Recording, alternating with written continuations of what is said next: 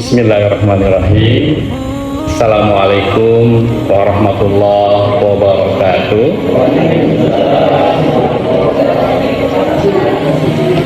Alhamdulillahirabbil alamin wa bihi nasta'inu ala umuri dunya waddin. Wassalatu wassalamu ala sayyidina wa maulana Muhammadin wa ala alihi wa ashabihi wa man tabi'ahum bi ihsani ila yaumiddin. Allahumma sholli alaihi wa ala alihi wa ashabihi amma ba'd. Alhamdulillah, bapak-bapak, ada ibu gak pak? Ada ya ibu, adik-adik yang semoga semuanya selalu diberkahi dan dirahmati oleh Allah Subhanahu wa taala.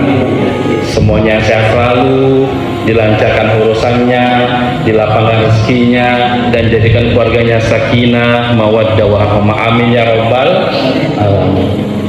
Alhamdulillah, bapak-bapak, ibu-ibu, adik sekalian yang semoga semuanya dirahmati oleh Allah.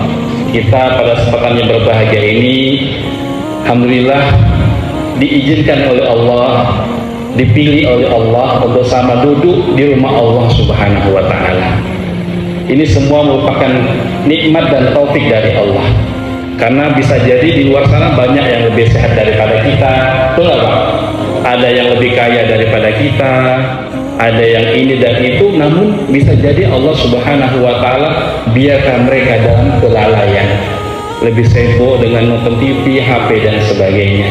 Maka dari itu yang pertama kita bersyukur pada Allah, ya.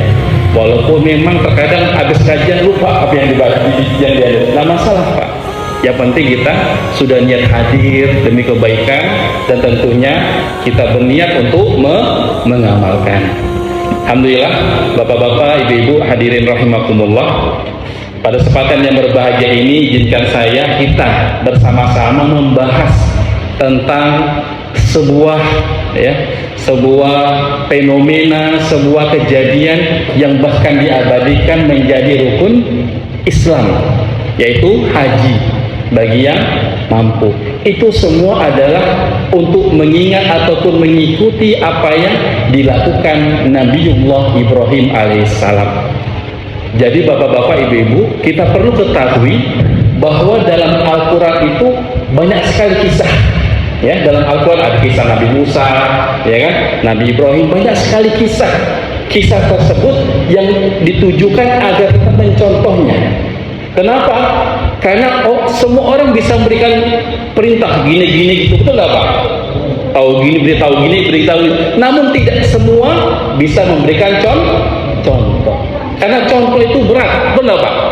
Namun hal yang banyak didengar oleh orang lain adalah dilihat dari contoh. Anak kita kan capek kita beritahu nak ngaji, nak sholat, kita tidak ngaji, kita tidak sholat, pasti anak pun berat, betul nggak Pak? Makanya Islam itu dibangun Islam dibangun dengan banyak contoh-contoh atau disebut dengan suri taulan. Bahkan Nabiullah Ibrahim ini banyak sekali yang dapat kita contoh. Karena kan ada yang kita kenal namanya 25 Nabi dan Rasul. Apakah cuma segitu? Tidak Pak. Nabi dan Rasul banyak. Namun yang disebutkan dalam Al-Quran hanya 25. Dari 25 tersebut diambil 5, yaitu ulul azmi. Dari 5 ini diambil kedua, yaitu Khalilullah, kekasih Allah, Nabiullah Sayyidina Muhammad dan Nabiullah Sayyidina Ibrahim, atau disebut Abaul Anbiya, yaitu bapaknya para nabi dan rasul, yaitu Nabi Ibrahim. Bapak-bapak sekalian, jamaah yang dirahmati oleh Allah Subhanahu wa taala.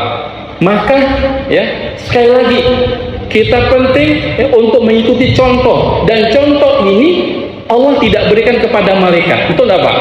Malaikat tidak pernah sekali bermaksiat, namun tidak bisa dicontoh. Kenapa? Karena malaikat itu tidak memiliki syahwat. Malaikat tidak memiliki rasa lelah. Nanti kita alasan, malaikat beda lah sama manusia. Manusia kan banyak alasan, betul nggak Pak?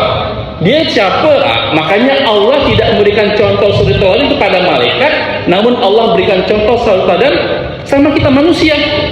makan nasi Nabi Muhammad kan SAW sama-sama. Jadi tidak ada alasan lagi untuk kita tidak mencontoh, ya. Maka jemaah sekalian yang dirahmati oleh Allah Subhanahu wa taala, dari ribuan nabi, ribuan ya, karena yang 25 itu hanya yang disebutkan dan masih banyak yang tidak disebutkan. Maka Nabiullah Ibrahim alaihissalam yaitu sebagai uswatun hasanah, uswatun yaitu artinya teladan yang baik, Pak. Ya, teladan yang baik. Sebenarnya banyak sekali contoh kisah yang dapat kita pelajari dari Nabiullah Ibrahim. Bagaimana cintanya kepada Allah Subhanahu wa taala. Ya kan, cintanya. Bayangkan, Pak, baru gak dikasih anak. Betul nggak, Pak? Bertahun-tahun menunggu dapat diberi anak dan belum dapat. Pas dikasih disuruh disembelih. Oh, kita mampu enggak, Pak? Mampu enggak, Bu? Pak, enggak mampu, Pak. Ya, maka cinta inilah, bayangkan Nabi Ibrahim disebutkan sampai umur 86 tahun baru dapat anak. Berapa? 86 tahun baru dapat anak. Artinya apa? Penantian yang sangat lama. Kita kadang 2 tahun 3 tahun udah pusing dapat anak. Betul, Pak? Langsung lah nuduh, kau ini mandu, mulai. Ya kan, cari kambing belang, cari ya kan, cari kambing hitam, ya kan, kambing belang, kambing hitam. Ya. Jemaah sekalian yang dirahmati oleh Allah Subhanahu wa taala. Ya. Contoh Nabi Ibrahim itu banyak sekali. Di antaranya juga sebagai keluarganya juga, baik Nabi Ibrahimnya, Siti Hajarnya, Nabilah Ismail. Contohnya di antaranya ada terkait dengan sa'i. Sa'i apa, Pak? Yaitu berlari dari kecil dari Safa dan Marwah. Ya. Yaitu napak tilas. Kenapa sa'i disyariatkan? Kalau orang umroh tidak sa'i maka tidak sah. Bahkan haji juga. Maka sa'i ini adalah napak tilas perjuangan Siti Hajar berlari dari Safa dan Marwah untuk mencari air untuk meminumkan kepada anaknya Nabiullah Ismail. Capek, Pak. Bayangkan di padang yang tandus, padang pasir yang kering, ya kan, susah cari air. Anaknya kecil menangis sendiri, tak ada orang. Kira-kira kita udah nyerah, Pak. Bagaimana? Sana tak ada ujung pasir, sana ujung. Begitu duduk, ya kan. Namun tidak itu, ya. Siti Hajar tidak menyerah. Dia tahu walaupun kelihatan tidak ada air, namun dia berusaha. Karena hasil itu datangnya dari Allah, kita wajib berusaha. Kita ini kan mau hasil ya, tidak mau usaha. Kenapa? Maunya hasil ya, tak mau usaha. Doa-doa tidak mau usaha. Doa betul, namun ada usaha dan usaha tersebut jangan bilang, oh tak bisa, kayaknya tak bisa. Jangan. Coba dulu, jalani dulu. Itulah yang dicontohkan oleh Siti Hajar. Bagaimana dia berlari dari Safa dan Marwah 7 kali, jaraknya jauh, Pak. Ya, oh Bapak, masya Allah, semoga semuanya bisa umroh dan haji, amin ya robbal alamin. Sa'i dulu tidak seperti sekarang enak, sejuk, kalau Pak, ya kan, ada keramik, ubinnya tidak panas, tidak dingin, tidak sejuk, adem ya pokoknya kan. Oh dulu padang pasir, panas matahari, berlari. Namun karena tidak berputus asa, tahu bahwa itu adalah sebab untuk mendapatkan pertolongan oleh Allah, maka Siti Hajar pun berikhtiar atau kalau walhasil bukan dapat dari Safa, bukan dapat dari Marwah akhirnya, namun turun dari kakinya, di bawahnya kaki Nabi Ismail, Pak. Coba bayangkan, Pak, ya kan, ke Safa Marwah lari, tumbuhnya keluar air Zam-Zam, yaitu dekat kakinya si Nabiullah Ismail. Zam-Zam, air yang keluar, maka sebut air Zam-Zam itu artinya Zam-Zam Yalma, yaitu air yang berkumpul lah, disebut Zam-Zam. Karena itu adalah ketika Nabi Siti Hajar mendapatkan mata air, maka di Zam-Zam Yalma, berkumpul lah air, disebut air Ma'u Zam-Zam. Nah, ini contoh yang pertama dari sa'i, perjuangan Siti Hajar. Ibu-ibu ini luar biasa dalam membesarkan anaknya, Pak. Bapak-bapak pun kalah, ya kan? Bagaimana penderitaan seorang ibu dari mengandung, melahirkan, membesarkan. Itu yang pertama. Ya, selanjutnya dari pelajaran pengorbanan Nabi Ibrahim adalah lempar jumroh. yaitu ketegasan Nabi Ibrahim melempar batu, menolak godaan setan yang hendak mengorbankan Ismail. Pas mau nyembelih Nabi Ismail, Pak, terbesit, jangan, tidak boleh, kata setan. Kata setan, jangan. Akhirnya apa? Nabi Ibrahim dengan tegas ambil batu, dilempar setannya itu, dilempar iblisnya itu. Maka diabadikan dengan lempar jumroh, mengibaratkan kita melempar iblis, melempar setan yang menggoda manusia. Bayangkan, Pak, ini contoh. Yang ketiga, berkurban. Inilah puncaknya ketundukan, puncaknya tauhid, ketundukan ayah dan anak. Bukan hanya anak ayah Nabi Ibrahim, namun juga Nabi Ismail. Kalau ayahnya mau, anak mau, anak dikabur, Pak. Tapi ayah dan anak sama-sama mau, ikhlas, ridho dalam melaksanakan wahyu Allah tanpa keraguan, tanpa ragu-ragu, Pak. Luar biasa. Siapa yang mau disembelih? Tidak ada, Pak. Mudah, usah berdekat-dekat, Pak. Ya, kalau kita kan banyaknya kan konten-konten ya kan aneh-aneh, padahal tidak benar, tahu, Pak. Biar orang simpatik, biar orang suka sama kita, banyaklah kebohongan-kebohongan kita lakukan.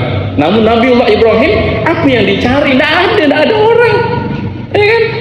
Itulah yang selanjutnya, itu tawaf di Ka'bah, yaitu mengelilingi pondasi rumah ibadah yang dibangun langsung oleh tangan dan yang dibangun langsung oleh tangan ayah dan anak Nabiullah Ibrahim, Nabiullah Ismail. Ini diantara contoh pengorbanan beliau Sallallahu Alaihi Wasallam. Maka ya, pelajaran yang penting juga dari pengorbanan Nabiullah Ibrahim adalah keyakinan. Keyakinan, Pak, yakin.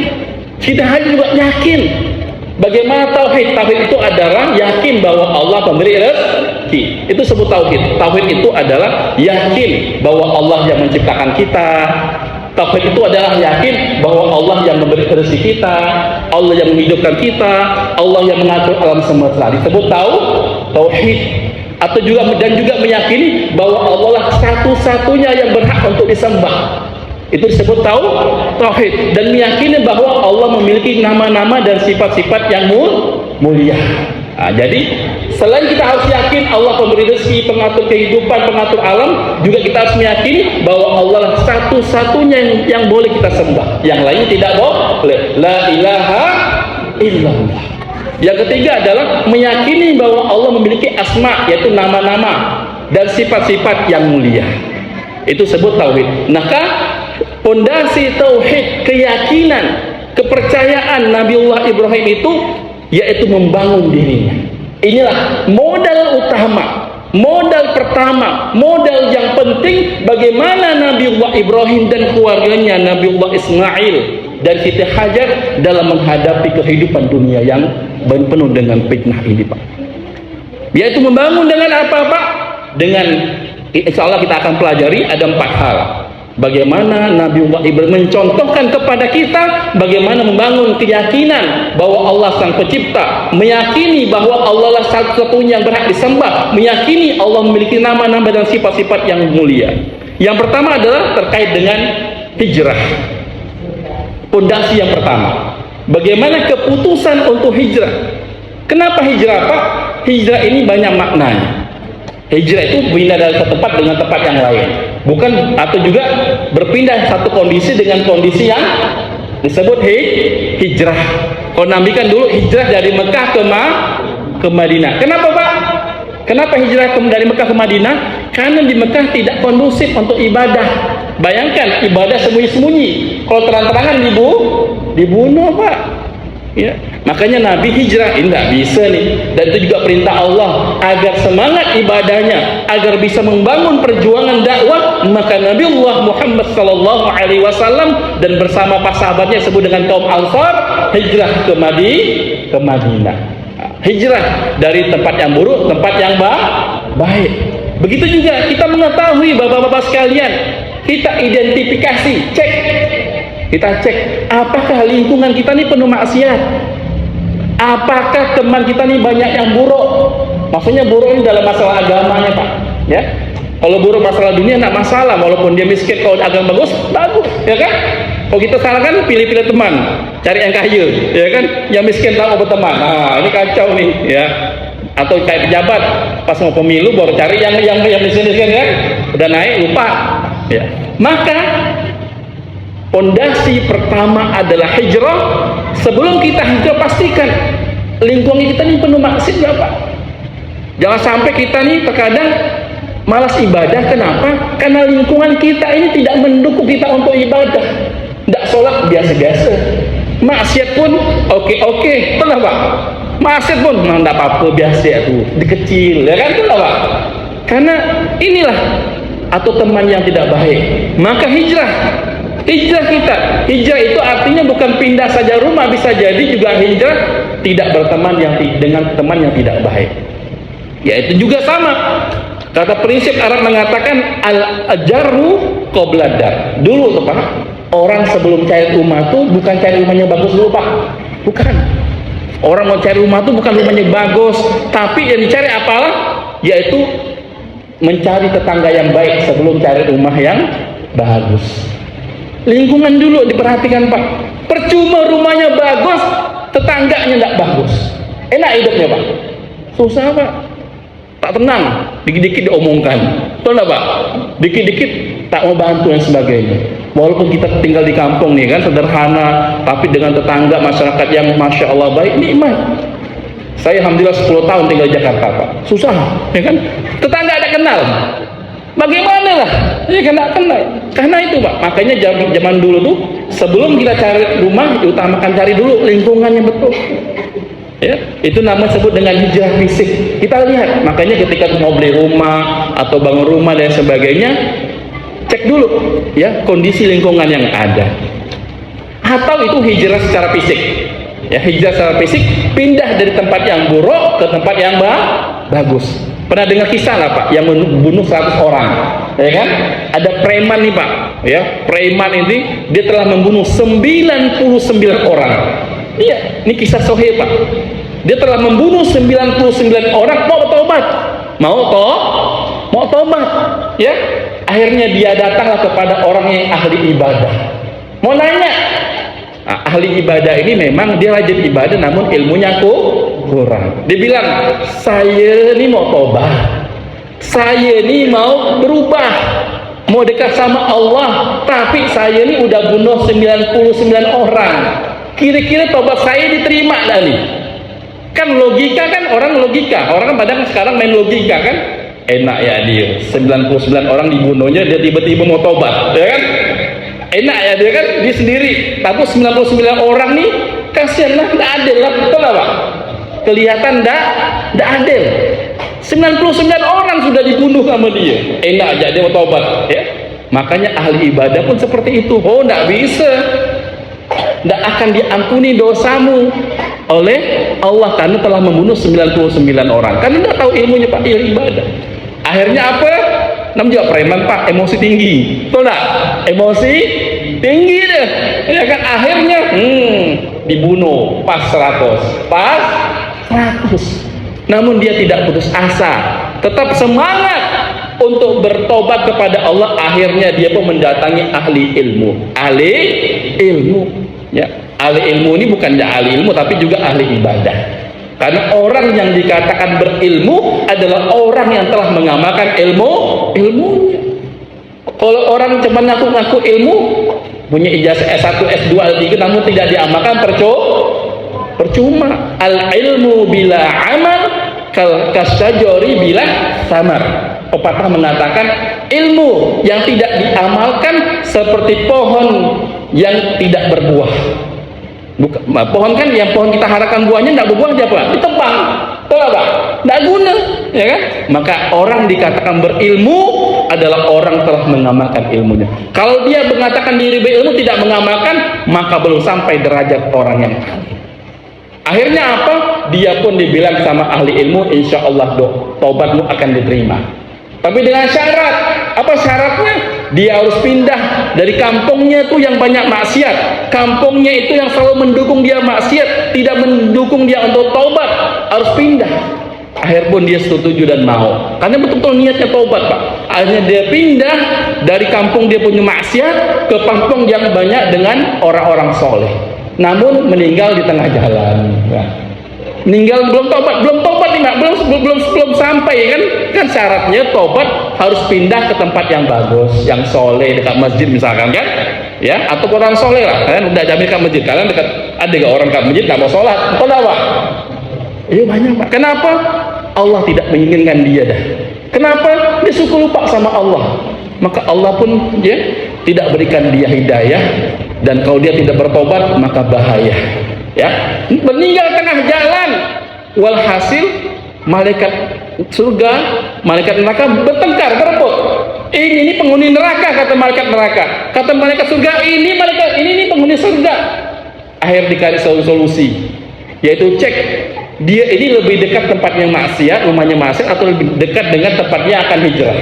Walhasil ternyata orang ini yang telah membunuh 100 orang lebih dekat dengan tempatnya yang akan hijrah. Walhasil dia masuk surga. Harus hijrah pada misi. Ya, itu sebut hijrah fisik.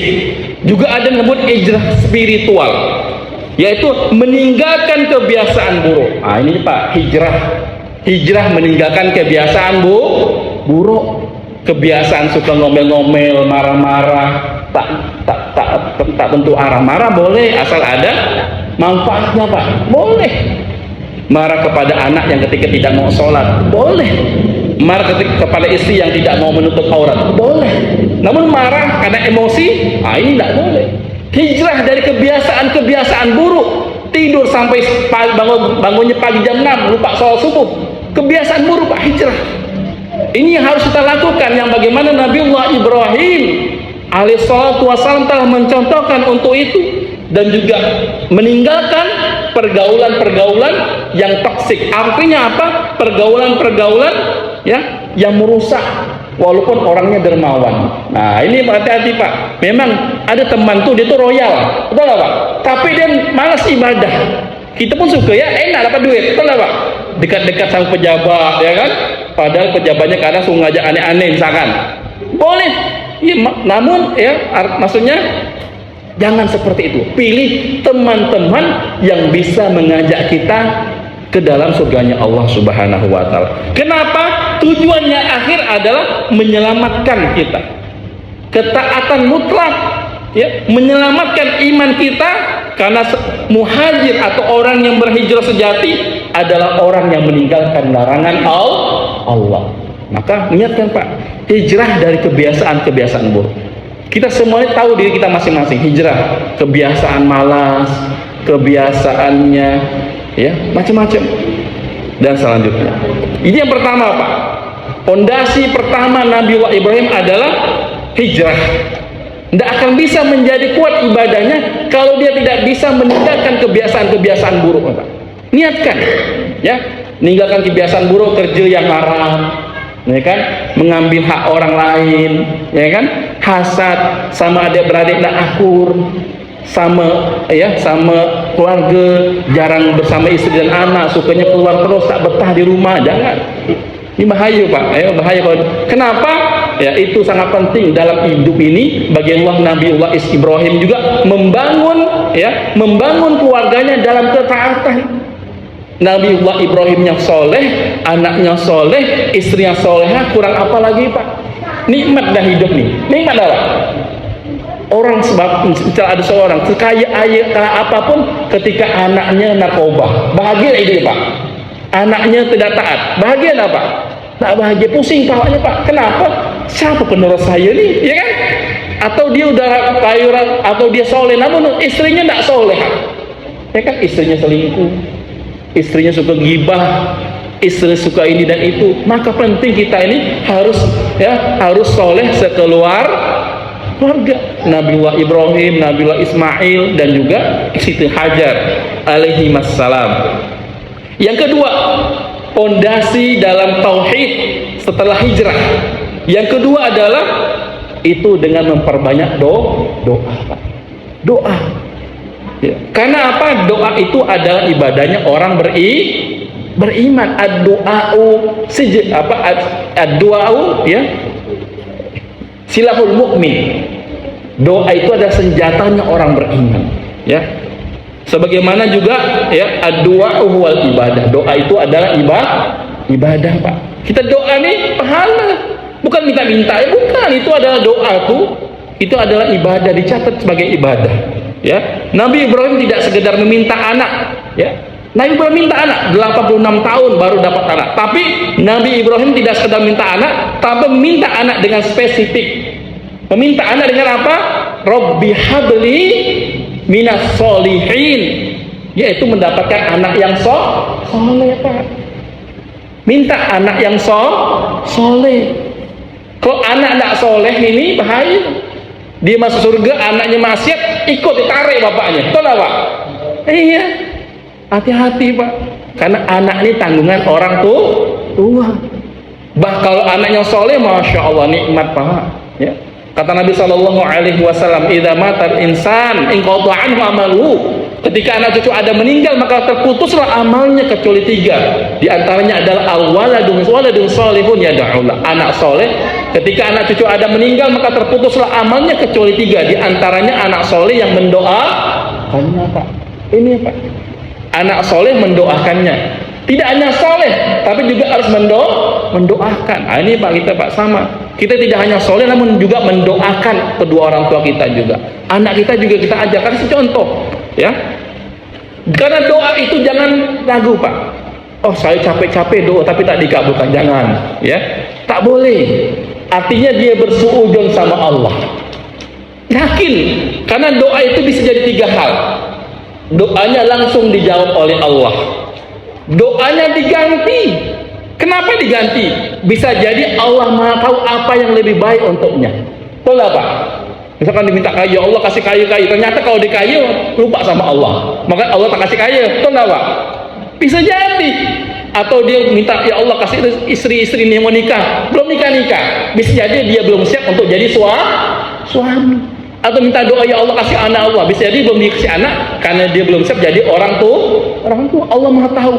Maka doa itu bisa jadi diganti oleh Allah dengan yang lain yang lebih dibutuhkan oleh kita, karena Allah lebih mengetahui apa yang kita butuhkan daripada diri kita sendiri. Kenapa? Karena Allah Khalik, Allah yang menciptakan kita, yang paling tahu dengan kebutuhan kita. Seperti montir kan, tahu kerusakannya apa nih. Nah, atau yang ketiga, pertama langsung dibalas oleh Allah, langsung dikabulkan persis seperti yang kita minta. Yang kedua diganti, ataupun ya diselamatkan, artinya diganti yang lebih baik dan lebih selamat untuknya. Yang ketiga disimpan Pak, doanya disimpan oleh Allah. Apa itu?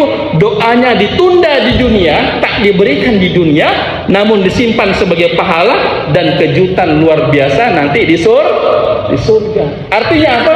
Tidak ada doa yang tertolak selama dia melakukan sebab-sebab agar doa itu diijabah oleh Allah.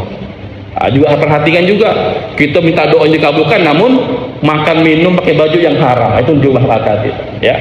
Ada orang ini Pak, memang kelihatannya mudah, berat ya. Bagaimana kata Nabi SAW, seseorang yang dibesarkan dari harta yang haram, maka neraka yang paling pantas untuknya. Dalam hadis yang lain juga dijelaskan ya, bahwa Allah tidak akan mengijabah doa-doa orang yang dibesarkan dari harta yang haram. Memakan dari yang haram, memakan dari hal yang haram, memakai pakaian yang haram, maka doanya tidak akan dikabulkan oleh Allah. Makanya kalau ingin doanya dikabulkan Pak, kita perhatikan apa yang masuk ke dalam diri kita, apa yang masuk dalam rumah kita, anak kita, istri kita. Bisa jadi keluarga kita tidak menjadi keluarga yang sakinah, mawaddah, warahmah lantaran kita sebagai kepala rumah tangga memasukkan harta yang haram dari rumah kita Pak.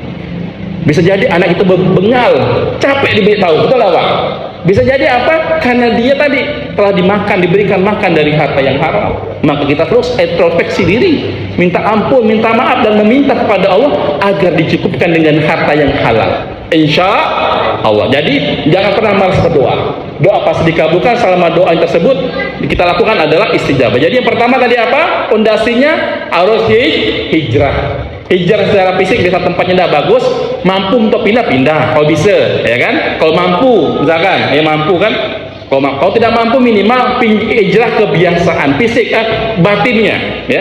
secara kebiasaan dengan kebiasaan buruk, meninggalkan teman. Yang kedua adalah perbanyak doa. Doanya spesifik Pak, doanya jangan dunia-dunia, tidak. Ya Allah, berikanlah rezeki hamba yang mana dengan rezeki itu hamba lebih taat. Seperti itu Pak. Ya Allah, berikanlah anak yang soleh. Ya Allah, berikanlah rumah yang bisa saya di dalamnya ngaji. Ya Allah, ya Allah, pokoknya ada hubungan dengan akhirat. Itu yang kedua. Yang ketiga, bagaimana kita pondasi yang dapat kita pelajari dari Nabiullah Ibrahim. Yang ketiga adalah bertawakal. Ya, kurang tawakal apalah Nabi Ibrahim Pak? Ya kan, tawakal. Suruh nyembelih anaknya, suruh ninggalkan istrinya Pak, ninggalkan anak bininya di padang pasir yang sangat tandus, tidak ada warga sekitar. Ya, namun apa kata Siti Hajar? Ya, kan namanya juga istri kan. Kadang dia tahu suami bisa salah, namun makanya Nabi Siti Hajar nanya, ya, Rabbuka ya'muru hadza, kata Siti Hajar, apakah Tuhanmu yang memerintahkan untuk ini? Apakah Allah yang memerintahkan untuk ini? Bala, iya. Maka Siti Hajar pun sami'na wa ata'na, taat.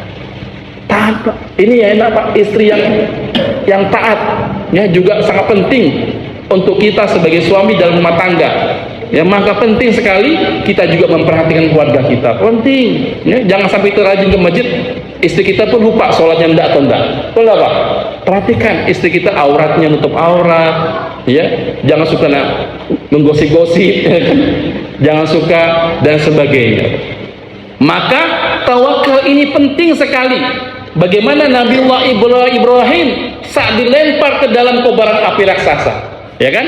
Nabi Ibrahim kan pernah Pak, suatu ketika dia itu menghancurkan semua berhala, ya, menghancurkan semua patung-patung berhala. Maka rajanya ngamuk, siapa ini? Nabi Ibrahim pintar, dihancurkan seluruh berhala, sisaan satu, kampak yang untuk menghancurkan berhala itu disimpan ke berhala yang tadi ini. Dia bilang ketika dipanggil, ini nih yang hancurkan. Tak percaya lah orang, ya kan? Akhirnya ada saksi melihat Nabi Ibrahim yang menghancurkan berhala. Walhasil Nabi Ibrahim pun akan dibakar nih Pak. Nabi Ibrahim diikat di tiang yang di segi sekelilingnya sudah dikasih kayu-kayu dan dibakar oleh orang-orang yang membenci, mereka telah menghancurkan berhalanya. Ya. Maka apa? Adapun ketika sudah dibakar, maka datanglah malaikat Pak. Malaikat mendatangi Nabi Ibrahim untuk memberikan bantuan. Apa kata Nabi Ibrahim? Adapun bantuanmu aku tidak butuh, kata Nabi Ibrahim. Kata kepada malaikat. Namun bantuan Allah yang aku butuhkan. Bayangan Pak, kurang yakin apa? Kurang tawakal apa? Malaikat menawarkan tidak butuh, namun dia butuh bantuan Allah Subhanahu wa ta'ala. Akhirnya apa? Ketika dibakar, maka api tersebut menjadi bardan wasalaman ala Ibrahim. Ketika dibakar, api itu bisa membakar, kan? Kan sifatnya api itu membakar. Namun Allah jadikan api itu bardan, dingin. Bukan hanya dingin, karena bisa jadi orang banyak juga mati kedinginan.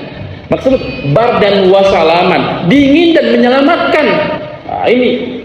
Maka Allah Subhanahu wa ta'ala, karena tawakal kepada Allah, Allah pun menolongnya, ya. Maka hasbiyallah wa ni'mal wakil. Cukup Allah sebagai penolong kami. Itu artinya Pak, hasbiyallah wa ni'mal wakil, artinya apa? Cukuplah Allah sebagai penolong kami. Yakin Pak, Allah penolong. Ada masalah kepada Allah, ada masalah kepada Allah, sholat, doa, jangan digigit manusia. Kita ingat, ya kan? Memang ada masalah, misalkan anak kita sakit, langsung pusing, ya, mau cari pinjaman, misalkan kita berobat. Allah dulu, sholat, doa pada Allah. Ini menunjukkan kemurnian tawakal kita kepada Allah Subhanahu wa ta'ala. Sama juga, ya, udah azan Mbak. Masya Allah, ya. Sedikit terakhir sebagai penutup, bapak-bapak sekalian dirahmati oleh Allah Subhanahu wa ta'ala. Maka ya, contoh dari Nabiullah Ibrahim, bagaimana dia juga mencintai Allah di atas keluarga dan anak-anaknya, mencintai Allah lebih cintanya dari cinta Allah daripada keluarga kita kan. Ya, kenapa kadang orang korupsi Pak? Karena apa? Biar dikasih enak anak bininya, betul nggak Pak? Maka dia cari duit untuk anak bininya bisa sekolah, untuk anaknya bisa sekolah tinggi. Namun tidak, Nabiullah Ibrahim ya mencintai apa yang Allah perintahkan, bahkan membunuh anaknya, menyembelih anaknya pun dilakukan. Maka tentu dari itu bapak-bapak, ibu-ibu, hadirin jamaah sekalian yang dirahmati oleh Allah Subhanahu wa taala, kita berdoa kepada Allah, meminta kepada Allah agar kita dapat menjadi hamba Allah yang benar-benar menjadikan hidup yang sekali ini, hidup yang sebentar ini, sementara ini, kita dapat menjadi hamba Allah yang taat beribadah kepadanya. Yakin apapun yang kita lakukan demi Allah, untuk Allah, pasti Allah ganti dengan sebaik-baiknya. Rasulullah bersabda sebagai penutup, man taraka lillahi syai'an awadallahu khairan minhu. Barang siapa yang meninggalkan sesuatu karena Allah, maka Allah akan ganti dengan lebih baik daripada itu. Maka dari itu mudah-mudahan kita lebih taat lagi, rajin ibadah, ramaikan masjid kita tercinta ini, kita rajin tilawah Al-Quran. Yang belum bisa ngaji, segera bisa ngaji, belajar ngaji Pak. Alhamdulillah Ustaz Radwan ngajar nasi dengan metode dirosa. Metode dirosa itu kan metode cepat dari nol. Mudah-mudahan nanti bapak-bapak sekalian bisa juga, yang belum bisa ngaji, yang belum lancar, segera Pak. Semoga Allah mudahkan. Demikian, karena sudah masuk waktu azan, apa yang kami sampaikan semoga bermanfaat untuk diri kami pribadi dan jemaah sekalian. Tentu yang benar datangnya dari Allah Subhanahu wa taala, yang salah dan keliru dari syaitan wal afu minkum. Dengan doa kafaratul majlis, subhanakallahumma wa bihamdika asyhadu an la ilaha illa anta astaghfiruka wa atubu ilaik. Wa usalli wa usallimu ala sayyidina Muhammadin wa ala alihi wa sahbihi wasallam, wa akhiru da'wana alhamdulillahi rabbil alamin. Wassalamu alaikum warahmatullahi wabarakatuh.